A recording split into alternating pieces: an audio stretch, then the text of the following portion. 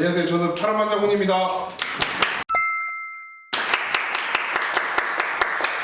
이 부산까지 이 연초부터 멀리 오게끔 만들어서 참 송구함이 있지만은 그래도 오신 분들 첫 저희 사옥에 오신 첫 손님들이십니다.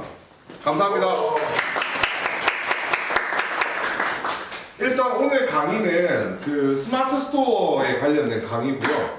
뭐 아까 말씀드린 것처럼 이 자료가 100페이지가 넘습니다. 그러니까 스마트 스토어에서 이제 하셔야 되는 것들, 그리고 그 스마트 스토어를 이용한 성공 사례들, 그 다음에 스마트 스토어가 이번에 또 바뀌었죠. 사실 스마트 스토어는 지금의 스마트 스토어가 되기까지 일단은 많은 변화가 있었죠. 뭐 나중에 설명을 해드리겠지만 샤벤에서부터 지금 스마트 스토어까지 바뀐 과정을 거쳤고, 그 과정에서 이번에 또 새로운 과정으로 이렇게 변경이 되게 되었습니다. 그 내용들은 오늘 특별 제가 초빙 강사로 저기 윤명훈 대표님 오늘 모셨고요. 그래서 오늘 좀 상세하게 배우셔서 좀 잘 써먹으실 수 있게끔 그렇게 했으면 좋겠습니다. 자, 오늘 스마트 스토어 관련된 강의를 할 건데, 자, 스마트 스토어라고 하는 거는 실질적으로 네이버 겁니다. 네이버 거. 스마트 스토어는 아무리 키워도 네이버 거라는 거죠. 요거를 전제로 꼭 생각을 하셔야 되고, 상품을 판매를 하는 플랫폼이기 때문에 상품을 준비하는 단계에서부터 이 5가지의 W를 생각을 하셔야 됩니다. 그러니까 오늘 그 M+에 대해서도 강의를 하고 할 건데, M+가 됐건 뭐 상위 노출을 만드는 뭐 상품명을 짓는 게 됐건 무조건 그런 단계를 들어가기 전에는 이 5가지 W를 생각을 하셔야 됩니다. 이 W 중에 첫 번째가 what입니다.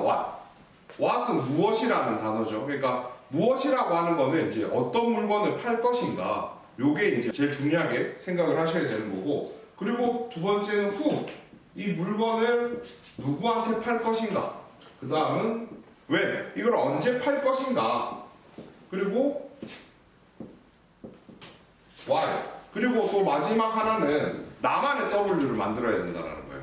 그러니까 중요한 거는 상품을 소싱해서 이 물건을 누구한테 어떻게 팔 것인가, 요거를 생각을 하셔야 되는데, 스마트 스토어에서는 절대적으로 안 맞는 물건들이 있고, 스마트 스토어에서만 또 판매가 잘 되는 물건들이 있어요.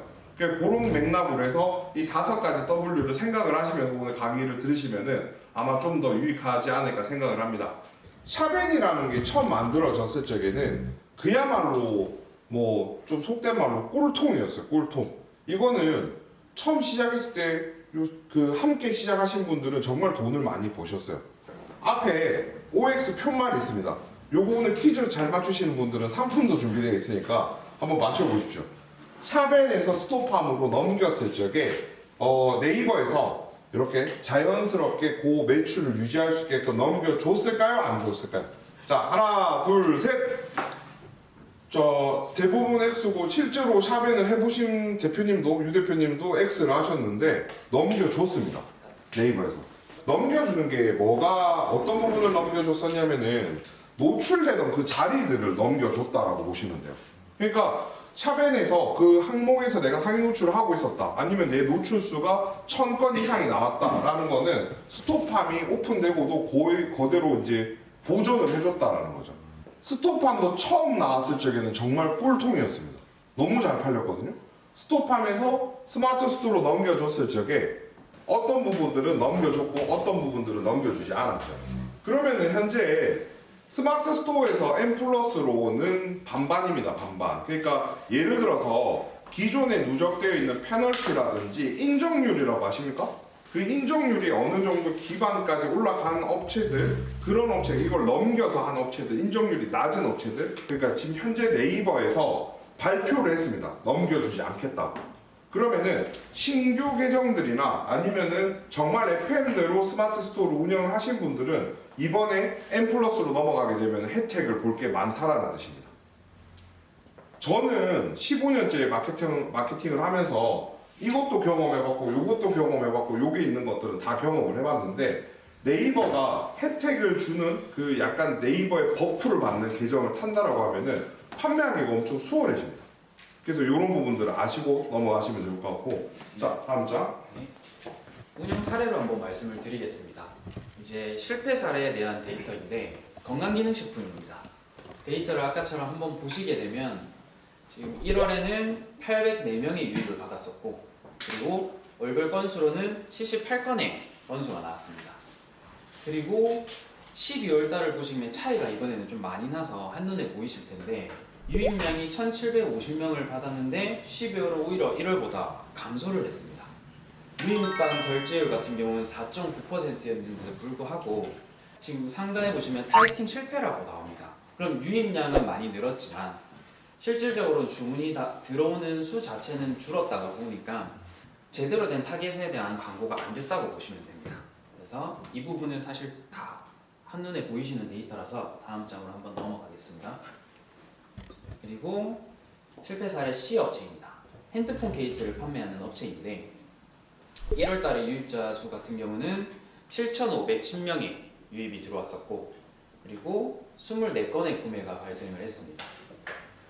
현재를 보시게 되면 1월과 12월의 데이터 차이는 사실 큰 차이가 없습니다. 유입자 수는. 그런데 유입 결제당 건수를 보시게 되면 오히려 감소한 수치입니다. 그러면 유입량은 많이 들어온다는 건데 1%의 전환은 또 못 잡은 상태이기 때문에 유입이 들어와서 이탈이 된다고 보시면 됩니다. 그만큼 상세 페이지를 변경할 수 있는 시간이 많이 주어졌음에도 불구하고 아예 유입당 결제율을 잡을 수 있는 방법을 모색을 안 했다는 부분이죠. 이 업체가 이 데이터가 2023년도의 실제 데이터입니다. 근데 유입량은 많이 들어오고 이제 그 타겟팅이나 이런 부분들도 거의 맞춰갖고 들어왔는데 매출이 안 나온 케이스죠. 근데 2024년도에 실제로 상세 페이지만 수정을 했는데 거의 결제 건수는 한 3배 가까이 늘었습니다. 그러니까 여기 대표님이 저한테 말씀을 하신 거는 무조건 광고비를 써서 유입만 늘려서는 능사가 아니었다라는 거를 말씀을 하셨는데 상세 페이지를 어떻게 꾸미느냐, 제가 그때 강의 때도 말씀을 드렸다시피 핸드폰 케이스를 예를 들어 여기 판매를 하는 케이스는 뒤에 이렇게 인쇄가 이렇게 되어 있는 케이스, 막 큐빅이나 뭐 보석이 박혔거나 아니면 지갑식 케이스 그런 게 아니었고 그냥 심플한 디자인이 딱 박혀 있는 그런 케이스였는데 사실 그런 케이스가 40, 50대 분들이 사실까요? 안 사시지 않겠습니까? 대부분 타겟팅은 20, 30대 타겟팅이었는데 그 상세 페이지는 너무 올드했다라는 거죠. 왜냐면 이걸 판매하시는 대표님이 55세셨거든요. 그러니까 상세 페이지를 좀 더 젊은 영하게 바꾸니까 뭐 다른 광고를 더 추가를 한다든지 그런 거 없이 ROAS, 그러니까 건수는 더 늘어났다는 거죠. 이번엔 성공 사례를 한번 말씀을 드리겠습니다. 제 양말을 파는 업체인데 ROS를 먼저 보시게 되면 1176%가 나옵니다. 그리고 광고비는 5,900만 원을 사용을 했고 매출액은 총 7억 원 정도 이제 발생을 했는데 현재 1월부터 12월까지 보시게 되면 점차 광고비가 조금씩 증가를 했습니다. 매달 이제 이슈가 발생했던 건들도 있긴 하지만 ROS가 깨지는 부분은 없습니다. 이럴 때는 어떻게 운영을 했었습니까? 보시면은 1월달, 2월달 하다가 5, 6월달이 늘어나고 7, 8월달이 감소하고 다시 9월달이 증가 추세인데 왜 그럴까요? 시즌성입니다. 왜냐면은 날씨가 더워지는 6, 7, 8월달 같은 경우는 양발을 잘 신지 않고 샌들이나 슬리퍼를 많이 신기 때문에 이때는 광고비가 감소를 한 거고 점점점 이제 추워짐에 따라서 이제 광고비를 올려서 사용을 했고 그리고 그 시즌을 타다 보니까 이 ROAS를 지키기 위해서 몇 명 들어왔을 적에 몇 건을 판다라는 이 목표치 KPI를 정해놓고 광고를 했다라는 점입니다. 다음으로 넘어가겠습니다. 분유폰트 업체 같은 경우는 유입당 결제율이 9.16%로 나옵니다. 그리고 현재 월별 유입량을 체크를 하더라도 월별로 보실 때는 점점 처음부터 늘어났다가 감소했다가 다시 대폭 증가를 하는 수치가 또 보이게 됩니다. 현재 보셨을 때 유입량이 10월달에 왜 가장 많은지 혹시 알고 계신 분 계실까요? 분유포트입니다. 분유포트. 근데 10월달에 많이 늘어나는데 아이가 그때쯤에 많이 태어나서 자, 저희가 그런 얘기를 하지 않습니까? 10월의 신부 뭐 이런 얘기를 하지 않습니까?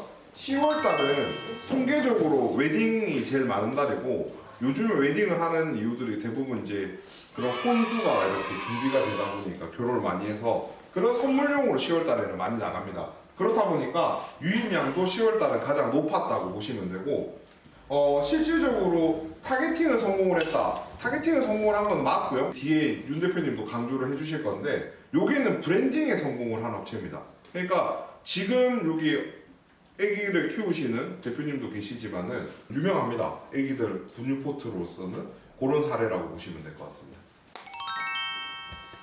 지금 운영 사례에서 실패와 성공이 나눠져 있습니다. 대표님, 이 네. 부분에 대해서 지금 실패에 대해서 한 번만 설명해 주시겠습니다. 스마트 스토어를 해서 실패를 하는 사례는 아까 제가 말씀드렸던 이 5가지. 나는 무슨 상품을 누가 팔 거고 누구에게 팔 거고 이거를 어떻게 팔 거고 왜 팔 거고 언제 팔 거다 이런 내용들의 구성 없이 그냥 상품만 등록하고 광고비를 썼다든지 타겟팅에 안 맞게끔 광고비를 썼다든지 아니면은 그 밑에 카테고리를 선정을 할 적에 내가 생각하는 내 주관의 카테고리를 선정을 해서 노출이 아예 안 되었다든지 아니면은 아까 말씀드린 것처럼 상세 페이지 있지 않습니까? 그런 상세 페이지를 못 맞췄다든지 그런 부분들의 이유가 가장 큽니다. 그리고 두 번째는 지금 어떻게 보면은 그 N 플러스가 생기는 것 때문에 뭐 기회다라고 말씀을 드릴 수가 있는 게 뭐 예를 들어서 빨래 건조대를 하시는 대표님이 대구에 계시는데 이 대표님 같은 경우에는 진짜 잘 팔아요. 근데 빨래 건조대를 다른 분이 이렇게 하겠다 하시면은 말려요. 하지 말라고. 왜 말리냐면은 빨래 건조대가 기능이 뭐 팔이 이렇게 딱 나서 뭐 부채질을 해준다든지 그런 기능이 없지 않습니까? 단순히 펼쳐서 빨래를 말리는 그런 기능밖에 없는 거기 때문에 그런 단편적인 기능을 갖고 있는 거는 상위 노출이 되면은 무조건 잘 팔리거든요.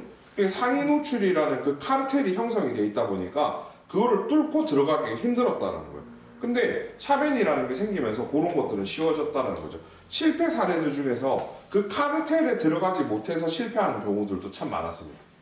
실패에 대해서 말씀을 해주셨는데 성공회 같은 경우는 뭐 여기 계신 분들은 다 알 겁니다. 상세 페이지 체류 시간이 높아야 되고 유입당 CPC가 낮게 유입이 많이 들어와야 되고 결제를 할 수 있는 포인트가 경쟁업체보다는 메리트가 있어야 되고 여러 가지 요인들이 있는데 그중 가장 중요하다고 생각하는 거는 똑같은 제품을 판매를 했었을 때 남들보다는 내가 우수한 브랜드가 돼야 된다라고 생각을 합니다. 그래서 이 브랜드를 만드는 게 사실 스마트 스토어에서는 브랜드라고 등록하는 그 란이 있습니다. 브랜드를 등록을 할 수가 있는데 그 브랜드를 등록을 하려면 상표권 등록이 필요합니다. 상표권이 나와야지만 네이버에서도 브랜드라고 받아들인다는 거죠. 그래서 이 상표권을 나올 수 있게끔 사전에 대표님 분들도 다들 미리 준비를 해주시는 게 저는 가장 좋다고 생각을 하고 간단한 상품이라도 내 로고가 하나가 들어가게 되면 이거는 상표권도 나오고 네이버에서도 브랜드라고 인정을 해준다는 거죠. 대표님, 그 네. 상표권이라고 등록되어 있는 업체들이 많은데 예를 들어서 옷걸이를 판매를 한다고 하면 이 브랜드를 만들 수가 있습니다. 옷걸이도 브랜드를 만들 수 있습니다. 그러니까 양말이나 옷걸이나 이게 브랜드 그러니까 상표를 어디다 붙일 거야? 뭐 옷걸이에는 어떻게 상표를 찍을 것입니까? 그럼 뭐 상표를 찍을 데가 없죠. 그런 경우에는 그 패킹에다가 상표를 넣게 되면은 네이버에서 인정을 해줍니다. 그러니까 누가 봐도 이거는 상표가 찍혀 있다라는 게 후기라든지 상세 페이지에 그 내용들이 들어가면 됩니다. 아까 분유포트를 판매하는 고기 같은 경우에도 자사몰이 없습니다. 거기는 그냥 온리 스마트 스토어로만 하는데 브랜드 스토어를 제가 만들어 드렸거든요.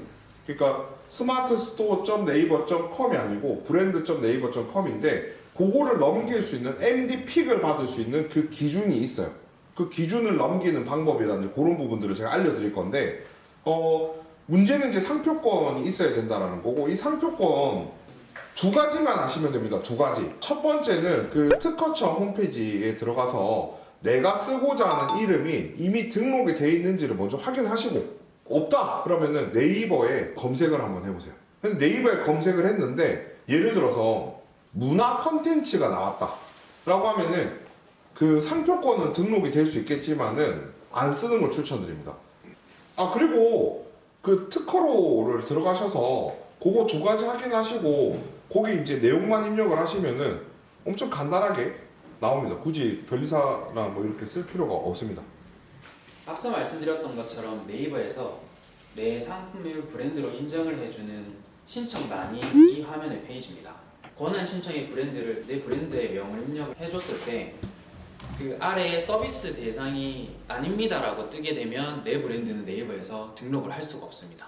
그래서 이 브랜드를 대기 위한 조건은 아까 말씀드렸던 것처럼 상표권이 우선적으로 돼야 되고 그 뒤로는 이제 검색량, 자체적인 네이버에서 검색량이 많아야지만 기본적으로 등록이 가능하기 때문에 이 부분은 꼭 참고를 해주셔서 다음번에 내 상품을 브랜드를 등록을 하고 싶다라고 하시는 한 번씩 한 달에 들어가셔서 체크를 해주시면 가장 좋을 것 같습니다.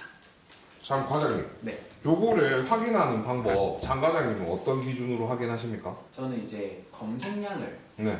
많이 체크를 합니다. 저 같은 경우에는 어떻게 하냐면은 예를 들어서 이게 양말이다라고 하면은 그 양말의 같은 카테고리에 있는 업체들 중에 이미 브랜드가 등록되어 있는 업체들이 있을 거잖아요. 그거를 네이버 검색 광고 도구에 가시면 키워드 도구라는 기능이 있습니다. 거기서 입력을 해보는 거예요. 그 경쟁사를 입력을 해보는 거예요. 그러면 그 검색량이 나올 겁니다. 그리고 내 이름을 검색을 해보는 거예요.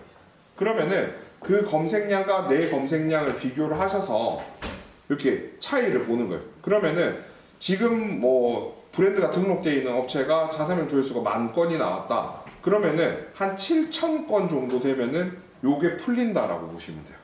빨리 풀리는 경우도 있는데 기준을 그렇게 잡으시면은 대략적으로 맞습니다.